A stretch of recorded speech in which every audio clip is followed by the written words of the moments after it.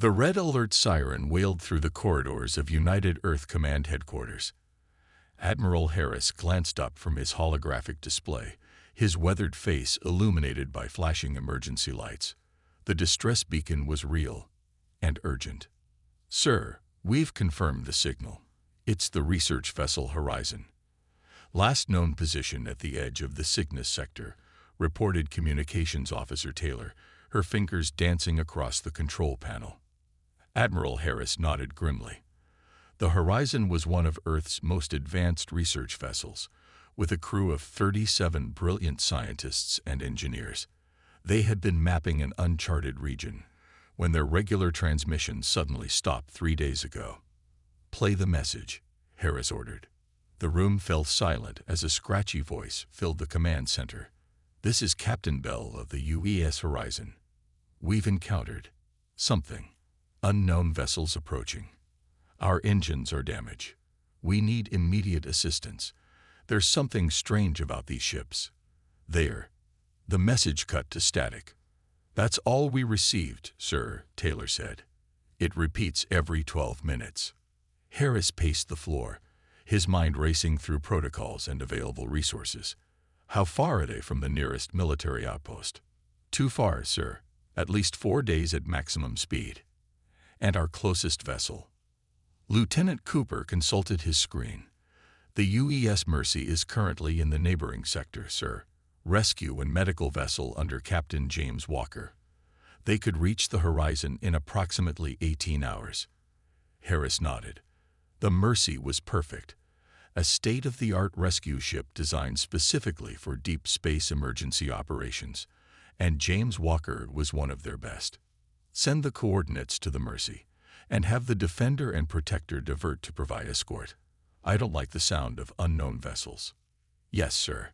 Captain James Walker stood on the bridge of the UES Mercy, studying the distress coordinates with a frown. At 42, Walker had spent more than half his life in space. His calm demeanor and steady hand had saved hundreds of lives over the years.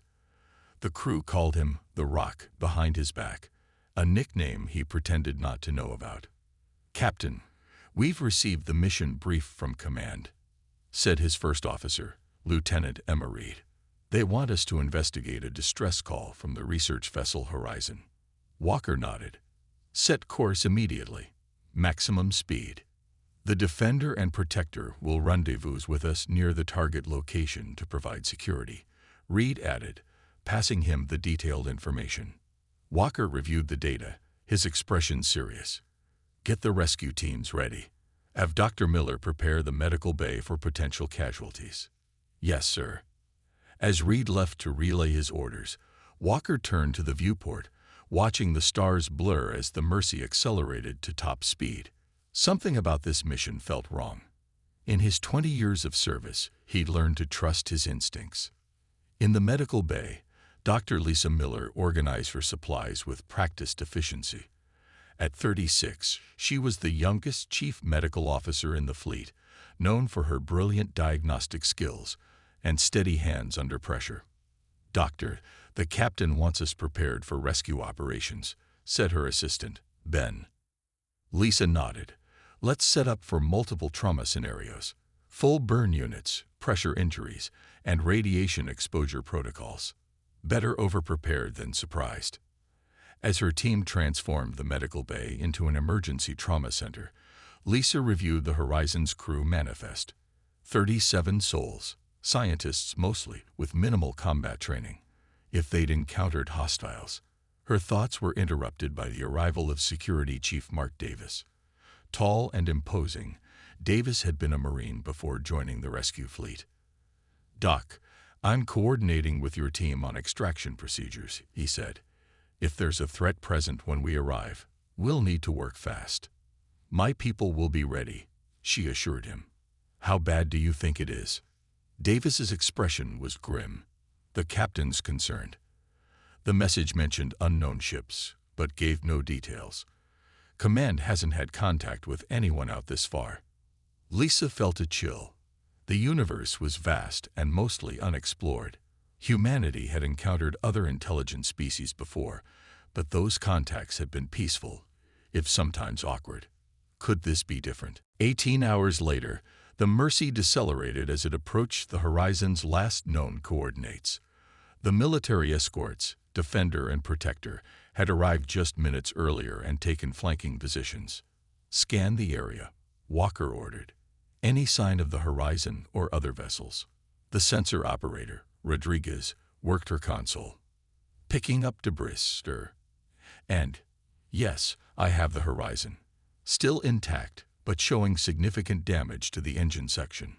Life support appears to be functioning, but at reduced capacity.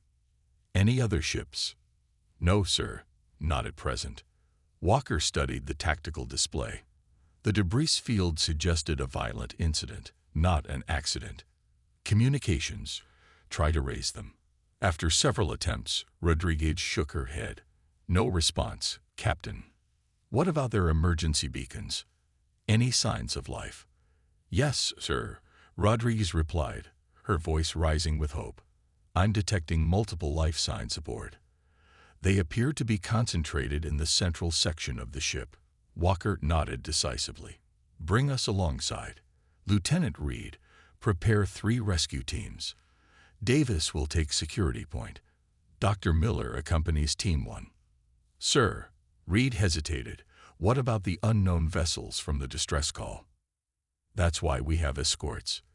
The Defender and Protector will maintain position and keep scanning. If anything approaches, they'll warn us." Walker stood. "I'll lead Team 1 myself."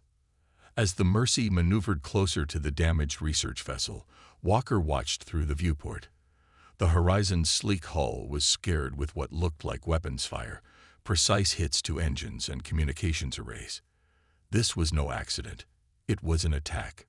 "Captain," Rodriguez called out suddenly, "I'm detecting unusual energy readings from the far side of the debris field. They weren't there a moment ago." Walker felt that familiar tightness in his chest. Danger approaching. Define unusual. "Sir, they're similar to what we'd see from cloaking technology, but more advanced than anything in our database." Walker's decision was immediate. "All hands, battle stations. Recall the preparation teams to defensive positions. Warn the escorts." But even as he gave the order, 3 massive ships shimmered into existence around them. Black, angular vessels with hulls that seemed to absorb light rather than reflect it. Their design was utterly alien. "Sir, they're charging weapons," Rodriguez shouted. Walker's mind raced. His ship was built for rescue, not combat. The escorts were outgunned, but the Horizon still had survivors. "Shields to maximum. Get between those ships and the Horizon," he ordered, "and send an emergency burst transmission to command. Tell them we've made first contact, and it's hostile." As the alien vessels opened fire, Walker knew their rescue mission had just become something far more dangerous. And if they survived, Earth would need to know what they were facing. The true test was about to begin. The first blast struck the UES Defender before its crew could react. The escort ship's shields flared brilliant blue for 3 seconds before collapsing entirely. The second blast tore through its hull like paper. "Defender is hit," Rodriguez shouted as alarms blared across the Mercy's bridge. "They've lost power to all main systems." Captain Walker gripped the command rail, mind racing through options, each worse than the last. "Status of the Protector." "Moving to engage, sir. They're trying to draw fire away from us." Through the viewport, Walker watched the smaller escort ship dart between the alien vessels, its weapons firing continuously. The alien ships barely seemed to notice. "Get us closer to the Horizon," Walker ordered. "Prepare for emergency docking. We still have a rescue mission to complete." Lieutenant Reed stared at him. "Sir, with all due respect." "This is what we do, Lieutenant," Walker cut her off. "We save lives." As the bridge crew worked frantically, Walker opened a shipwide channel. "All hands, this is the captain. We are under attack by unknown hostile forces. We will proceed with our mission to rescue survivors from the Horizon. Security teams to emergency stations. Medical teams stand by. This is not a drill. In the medical bay, Dr. Lisa Miller felt the ship shudder from a glancing hit. Equipment rattled on the shelves as the artificial gravity fluctuated momentarily. "Ben, secure those supply cabinets," she ordered calmly while checking the trauma bays. Years of emergency medicine had trained her to function under pressure. "Everyone, trauma suits on. We may lose atmosphere in sections." The medical team moved with practiced efficiency despite the fear on their faces. Lisa sealed her own trauma suit, designed to allow medical procedures even in vacuum conditions. The comm unit on the wall crackled to life with Security Chief Davis's voice. "Medical team, prepare to receive multiple casualties. First team is about to board the horizon." "We're ready," Lisa replied. "How bad is it out there?" A pause. "Bad. The Protector is holding them off for now, but those alien ships, I've never seen weapons like these." Lisa checked her emergency kit one last time. "Save who we can, Mark. That's all we can do." The Mercy shuddered as it maneuvered alongside the damaged research vessel, extending docking tubes to create a stable passage between ships. Walker led the first rescue team himself, Davis at his side. "Atmospheric pressure in the horizon is unstable," Davis reported, checking readings on his suit. "We'll need to move fast." Walker nodded to the team of 6 security personnel and 3 medical technicians. "Remember, survivors first. Any data or research is secondary." As they cycled through the airlock and entered the horizon, emergency lighting cast long shadows through smoke-filled corridors. The internal damage was worse than scans had indicated. Entire sections were open to space, sealed off by emergency bulkheads. Life signs concentrated in the central lab and crew quarters, Davis said, consulting his scanner. "This way." They moved quickly through the ship, encountering the first survivors huddled in what had once been the mess hall. 5 frightened scientists looked up in relief at the sight of rescue personnel. "Captain Bell," Walker asked the group. A woman with a makeshift bandage around her head stood shakily. "Dead." Bridge took a direct hit in the first attack. Her voice was rough. "I'm Dr. Matthews, chief researcher. We're getting you out of here," Walker assured her. "Can you walk?" As the medical technicians treated the wounded, Matthews grabbed Walker's arm. "Captain, they weren't just attacking. They were taking people." Walker froze. "What?" "The aliens. They boarded before you arrived. Took at least 10 of our crew." Matthews' eyes were wide with fear. "They specifically targeted our genetics team." A cold feeling settled in Walker's stomach. "Did you see them?" "The aliens?" Matthews nodded slowly. "Tall, gray skin. They seemed curious, like we were specimens." She shuddered. "There's something else. The research data. They didn't get it." "What research?" "We found something out here, Captain." Matthews lowered her voice. "A massive construction. Some kind of staging area. We documented everything before they attacked." Walker made a quick decision. "Where's the data?" "Secured in the main lab, along with more survivors." On the bridge of the Mercy, Lieutenant Reed watched in horror as the Protector erupted in flames, breaking apart under concentrated fire from the alien vessels. "Both escorts lost," she reported into the comm. "Captain, we've got 3 hostiles closing in. Our shields won't last much longer." Walker's voice came back, tight with tension. "We've found 12 survivors so far. There's a secure lab ahead with more." 5 minutes. Reed looked at the tactical display. "They didn't have 5 minutes. I'll try to buy you time." She turned to helm control. "Evasive pattern Delta. Use the debris field for cover." As the Mercy began to move, one of the alien ships broke off to follow. Its strange weapons fired again, blasting through the debris field. "They're targeting our engines," Rodriguez called out. "They don't want us to leave." Walker and Davis reached the main lab to find 8 more survivors barricaded inside. Among them was a young woman clutching what looked like a simple data drive. "Dr. Ryan," Matthews greeted her. "You kept it safe." The woman nodded, her hands shaking. "Everything we recorded. The facility, the ships, their patterns of movement. It's all here. Walker addressed the group. We need to move now. Our ship is under attack. As they began ushering survivors back toward the docking tube, the ship's emergency system announced in a calm voice. Warning. Hull breach imminent. Section C decompression in 15 seconds. That's between us and the airlock, Davis said urgently. Walker nodded. Alternative route. Through engineering.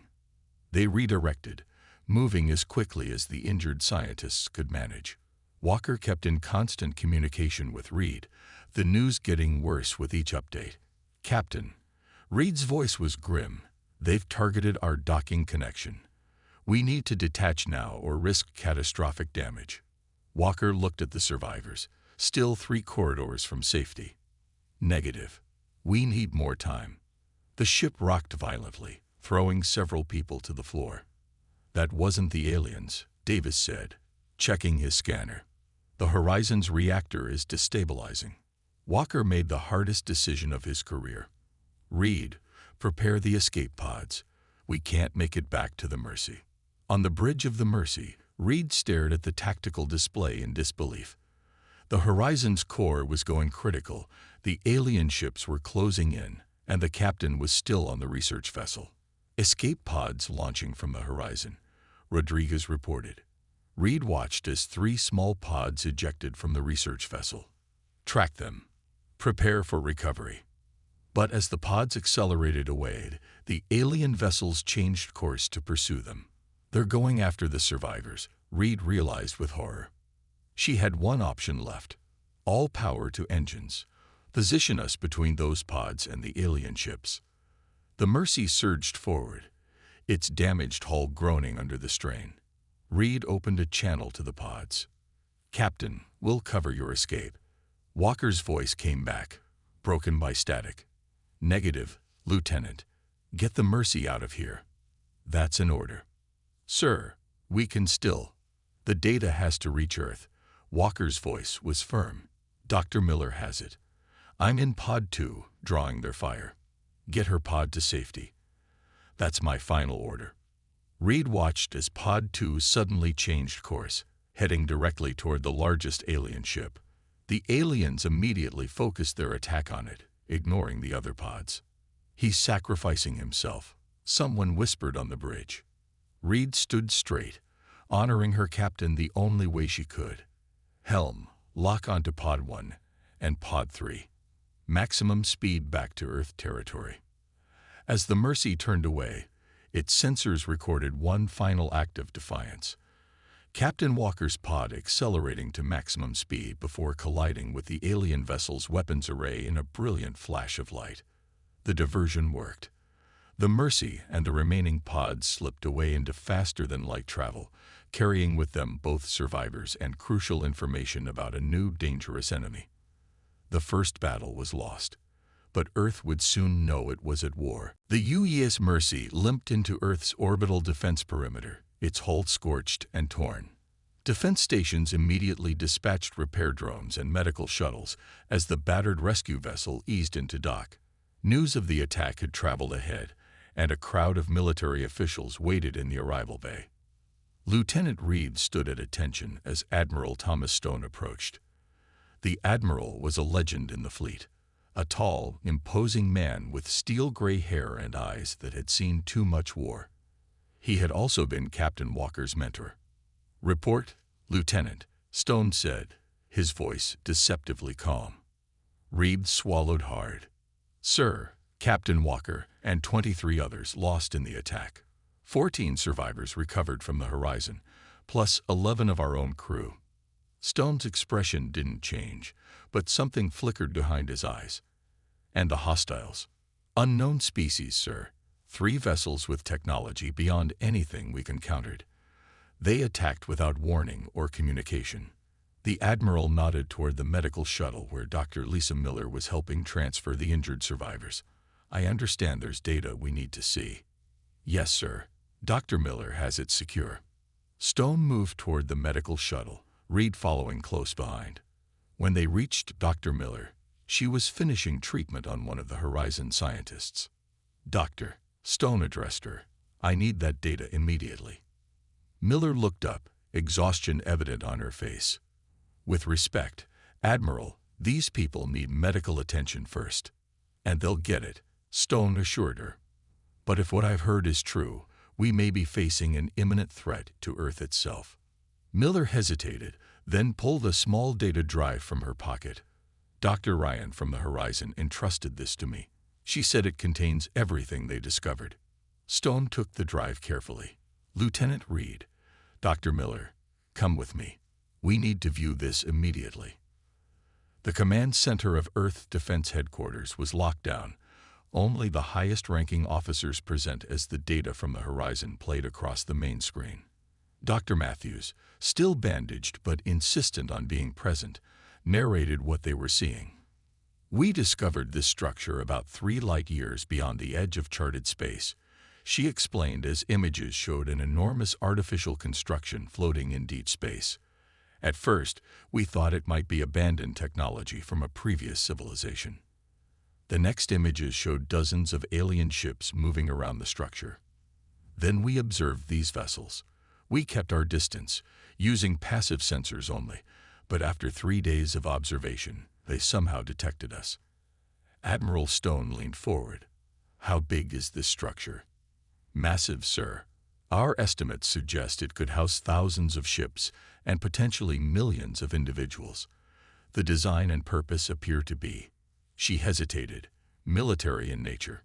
The room fell silent as the implication sank in. "A staging area," Stone said quietly. "For what?" Dr. Ryan, who had insisted on joining despite her injuries, spoke up. "For invasion, Admiral.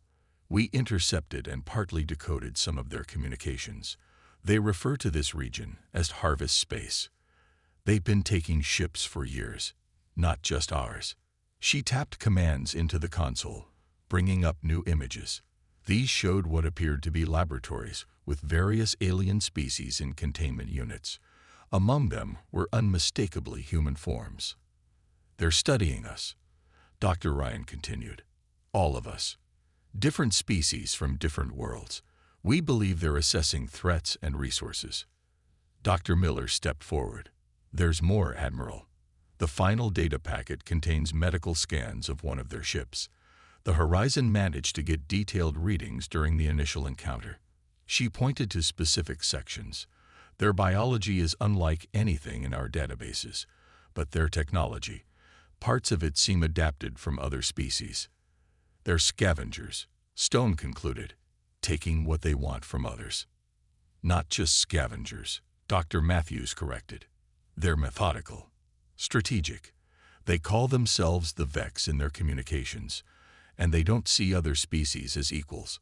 They see us as specimens, resources to be studied and harvested." General Ward, head of Earth's military forces, spoke for the first time. "How many ships do they have?" "From what we observed, at least 300 in that facility alone. And there could be more elsewhere." The command center erupted in urgent discussions. Some officers argued for immediate diplomatic contact, others for preparing Earth's defenses. Admiral Stone silenced them with a raised hand. "What happened to Captain Walker exactly?" Lieutenant Reed straightened. "He sacrificed himself to ensure our escape, sir. Used his pod as a weapon against their lead ship to buy us time." Stone nodded slowly. "And they were attacking a rescue mission, an unarmed research vessel. They took prisoners for study." He turned to General Ward. "These aren't the actions of a civilization interested in diplomacy." 2 days of heated debate followed in Earth's United Council.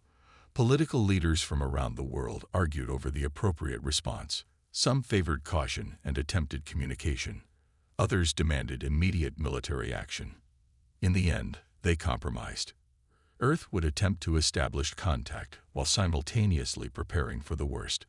The diplomatic message was simple: a request for peaceful communication and the return of any human captives. It was broadcast toward the coordinates of the alien structure in all known formats.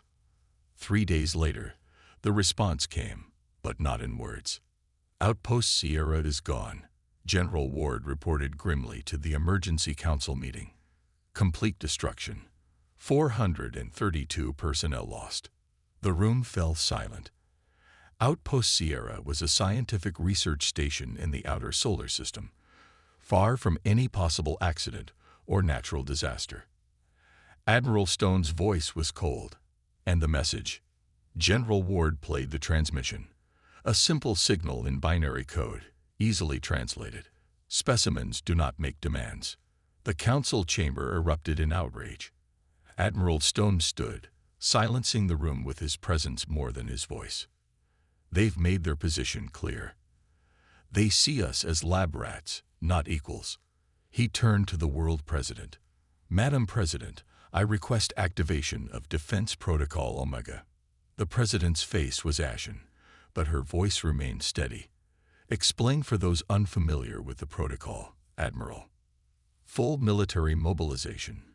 Every ship, every weapon, every resource directed toward one goal, ensuring the survival of humanity. Stone's eyes swept the room. They'd studied us enough to know where our outposts are. The research vessel wasn't their first encounter with humans, just the first one with survivors who made it back to warn us. Dr. Miller, invited to the meeting as a witness, spoke up.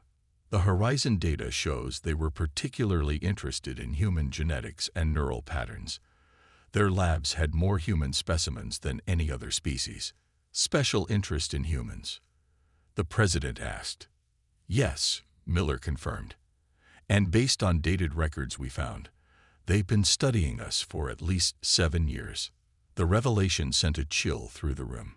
7 years of abductions and experiments, all unknown to Earth until now. The president stood. The vote is called.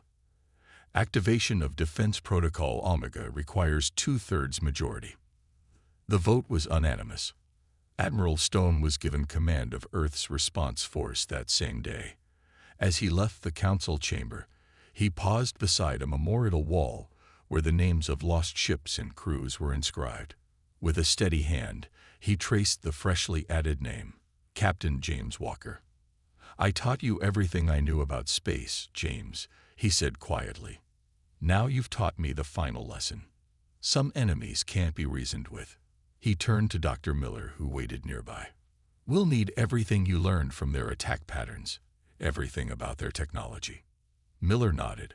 Already working on it, Admiral. One of the Horizon scientists noticed something about their stealth systems before they were attacked. A vulnerability we might exploit. Stone's expression hardened into resolve. Then let's get to work. Operation Righteous Fury begins now.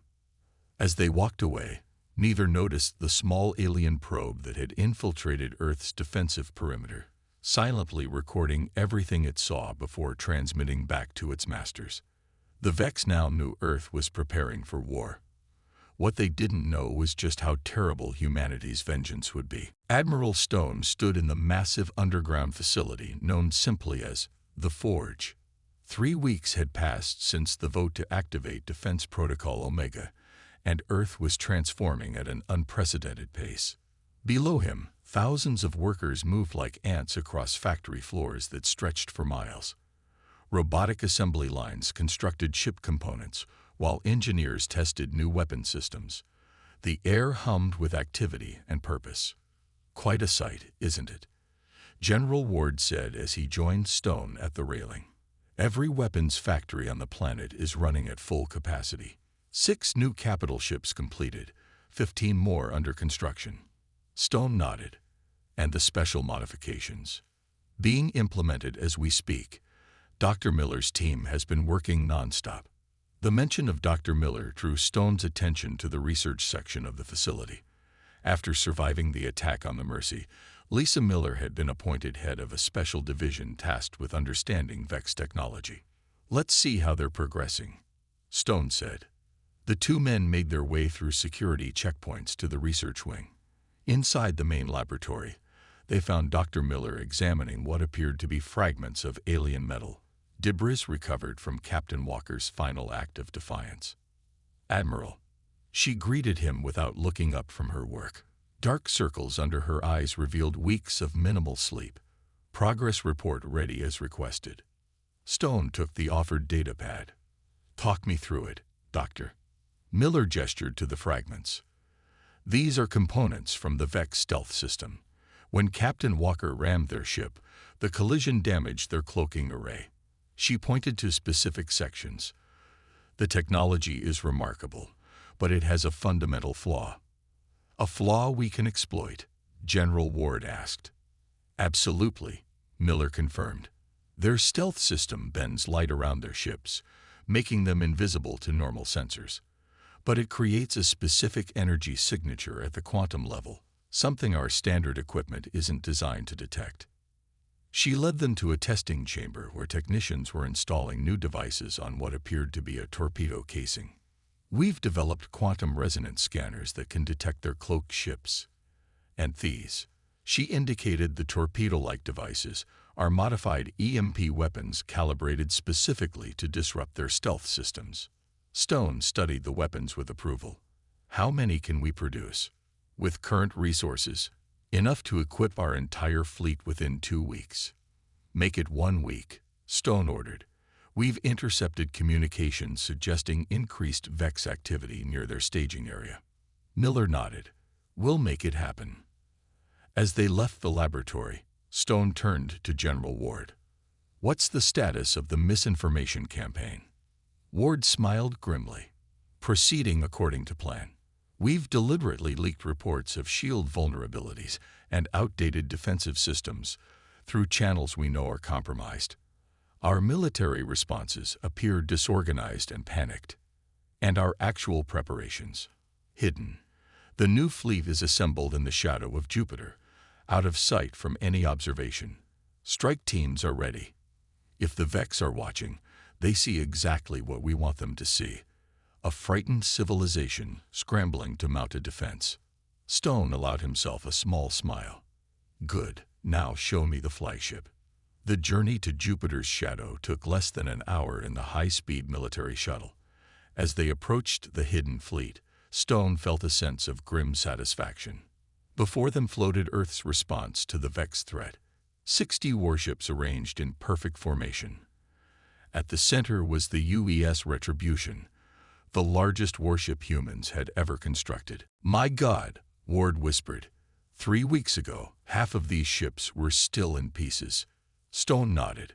Never underestimate humans with a purpose. Their shuttle docked with the Retribution, where Commander Robert Jackson waited to greet them. Jackson had been Walker's friend and classmate at the academy. Admiral on deck. Jackson called as Stone entered the bridge. The crew snapped to attention. At ease, Stone said, taking in the advanced command center. Status report, Commander. Ship at 98% readiness, sir. Weapons systems fully operational. Miller's quantum scanners installed and calibrated. Crew at full complement.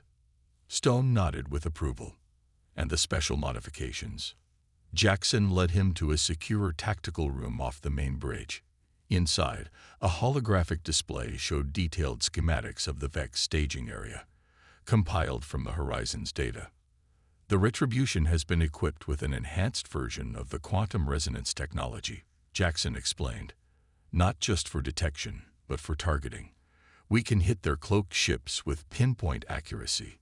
He brought up another schematic showing a massive weapon array along the Retribution's spine. The main cannon has been modified to fire a concentrated quantum disruption wave.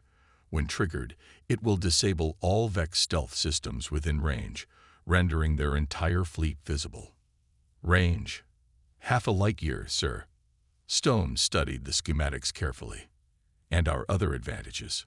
We've analyzed their attack patterns from the Mercy incident. They're predictable, overconfident in their technology. They don't expect resistance because they've never encountered it before. Jackson brought up tactical simulations. Our ships have been programmed with countermeasures for every strategy they've shown. What about the research specimens? The captured humans? Jackson's expression darkened. Special Forces teams are prepared for boarding operations. Priority is given to locating and rescuing captives. Stone turned to Ward. The President has authorized the use of the Nova Protocol, if necessary. Both men understood what that meant. The Nova Protocol was Earth's most destructive weapon, capable of triggering an artificial supernova. It was a last resort, only to be used if Earth itself was threatened with destruction. "Let's hope it doesn't come to that," Ward said quietly.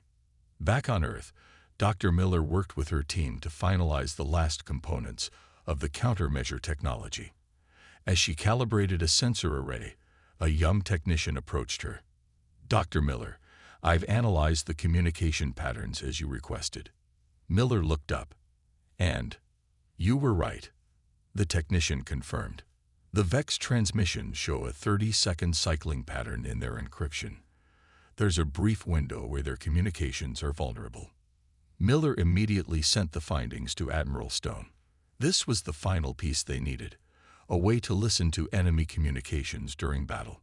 In her private quarters that night, Miller looked at a photo of the Mercy's crew, taken just days before the mission. Captain Walker stood in the center, his steady gaze looking directly at the camera. "We're ready, Captain," she whispered. "They won't see us coming." On the bridge of the Retribution, Admiral Stone received the final intelligence report. VEX ships were mobilizing around their staging area. The leaked misinformation had worked. They were preparing to launch what they believed would be a surprise attack on an unprepared Earth. Stone opened a channel to the entire fleet. "All ships, this is Admiral Stone. For 3 weeks, we have prepared while letting our enemy believe we are weak. They attacked an unarmed research vessel. They destroyed a rescue mission. They took our people as specimens for their laboratories." He paused, letting his words sink in. "Tomorrow, they will learn what happens when humanity is pushed too far. When they see our fleet, it will be the last thing many of them ever see. We are not specimens. We are not prey. We are humanity, and we will show them the meaning of vengeance." Throughout the fleet, crews made final preparations. Weapons were checked, systems tested, and personal messages sent to loved ones on Earth. No one had illusions. Many would not return, but none would falter. The VEX were coming to harvest. Instead, they would meet the full fury of a species that had spent its entire existence learning how to fight and survive against all odds. Earth was ready. The VEX invasion fleet emerged from faster-than-light travel at the edge of Earth's solar system. 300 warships arranged in attack formation, their black hulls absorbing the distant sunlight. Aboard the lead vessel, the VEX commander surveyed the tactical display with what passed for satisfaction in its species. Their intelligence had been perfect. Earth's defensive grid showed minimal activity, just a scattered collection of outdated ships and orbital platforms. The humans had no idea what was coming. "Begin the approach," the commander ordered. Stealth systems at maximum. The massive fleet advanced slowly, their cloaking technology hiding them from conventional detection. Occasional bursts of encrypted communication passed between vessels, all showing the same confidence. This would be a simple harvesting operation. They had no idea they were being watched.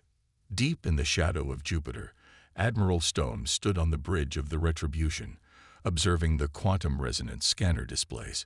Every VEX ship appeared as a bright point of light, their supposed invisibility useless against Earth's new technology. "They've taken the bait," Stone said calmly. "All ships maintain position. Let them commit fully to the approach." Commander Jackson nodded. "They're arranging into harvest formation, just as the simulations predicted." The bridge was silent as they watched the enemy advance. The VEX ships were spreading out to surround Earth, positioning themselves for what they believed would be an overwhelming surprise attack. "Signal the fleet," Stone ordered. "Prepare to execute Operation Righteous Fury on my mark." Throughout the hidden Earth fleet, crews moved to battle stations. On the Retribution, Dr. Miller monitored the quantum disruption cannon from a specialized control room. "Disruption cannon charged and ready, Admiral," she reported. "Firing solution calculated." Stone checked the tactical display one final time. The VEX were fully committed now, their ships beginning to power up weapon systems as they prepared to decloak and attack. "Now," Stone said softly, "let's show them what humanity is capable of." The Vex commander was moments away from giving the order to decloak when alarms blared across the command deck. Before it could react, a massive energy wave washed over the entire fleet. "Stealth systems failing," a subordinate reported in their clicking language. "All vessels becoming visible." "Impossible," the commander hissed. "There are no." The words died as the tactical display updated.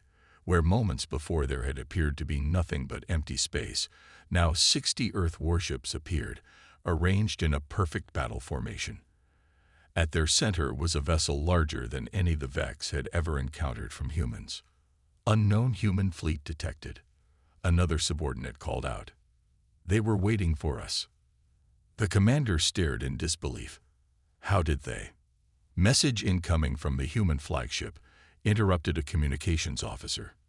The main screen activated, showing Admiral Stone's face, his expression cold and determined. "This is Admiral Thomas Stone of the United Earth Fleet," he began, his voice transmitted across all frequencies. "You attacked an unarmed research vessel. You destroyed a rescue mission. You took our people as specimens." Each statement was delivered with increasing intensity. "Now you will learn why that was the worst mistake your species has ever made." Before the Vex commander could respond, Stone's image vanished.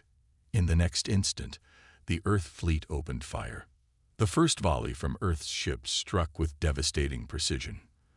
The quantum resonance technology allowed them to target the most vulnerable points on the Vex vessels, points identified from the data recovered by the Horizon.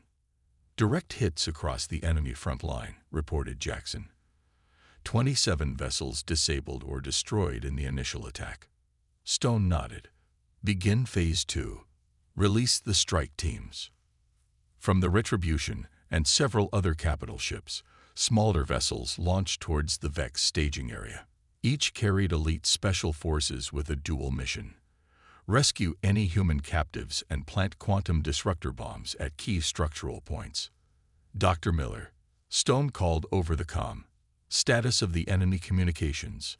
In her control room, Miller monitored the encryption patterns. "Their communication security is failing, Admiral. We're intercepting their orders. They're trying to regroup around their command vessel." "Perfect. Target the secondary formation with EMP weapons. I want their ship-to-ship coordination disrupted." The battle unfolded exactly as Earth had planned. The Vex, accustomed to overwhelming unprepared opponents, found themselves outmaneuvered at every turn. Their formations were broken, their communications disrupted, their stealth systems, their greatest advantage, rendered useless. Inside the Vex staging area, team leader Alex Reyes led his squad through dark corridors, following the life sign readings on their tactical display. "Lab section ahead," he reported quietly. "Multiple human signatures detected." They breached the sealed door to find rows of containment units, each holding a human in suspended animation. Among them were the missing crew members from the Horizon. "Begin extraction," Reyes ordered. "Medical team, prep them for transport. Demo team, set charges as planned." As his team worked, Reyes moved to the central control console. Using translation software developed from the Horizon data, he accessed the Vex research logs. What he found chilled him to the bone. The Vex had been experimenting on humans for years, trying to understand what made them different from other species they had encountered. "They were afraid of us," he realized as he read further. "They saw something in humans that scared them." According to the logs, the Vex had been disturbed by humanity's rapid technological advancement and remarkable adaptability.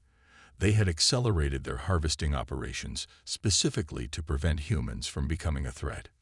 "Too late for that," Reyes murmured as he downloaded the data and planted the final charge.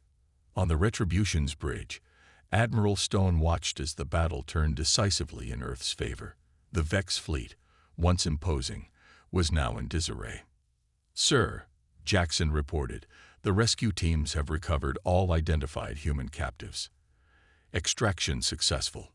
Stone nodded. "And the charges?" in place and ready to detonate on your command. Stone opened a channel to all Earth ships. All vessels, complete final attack pattern and withdraw to safe distance. The Earth fleet executed a coordinated assault that drove the remaining Vex ships toward their staging area. As they retreated, Stone opened a direct channel to the Vex command ship. This is Admiral Stone. Your fleet is defeated. Your research facility is compromised. You have one opportunity to surrender and release all specimens of all species you have captured. The response came quickly, a series of energy blasts aimed directly at the Retribution. Stone's expression hardened. As expected, they don't understand diplomacy.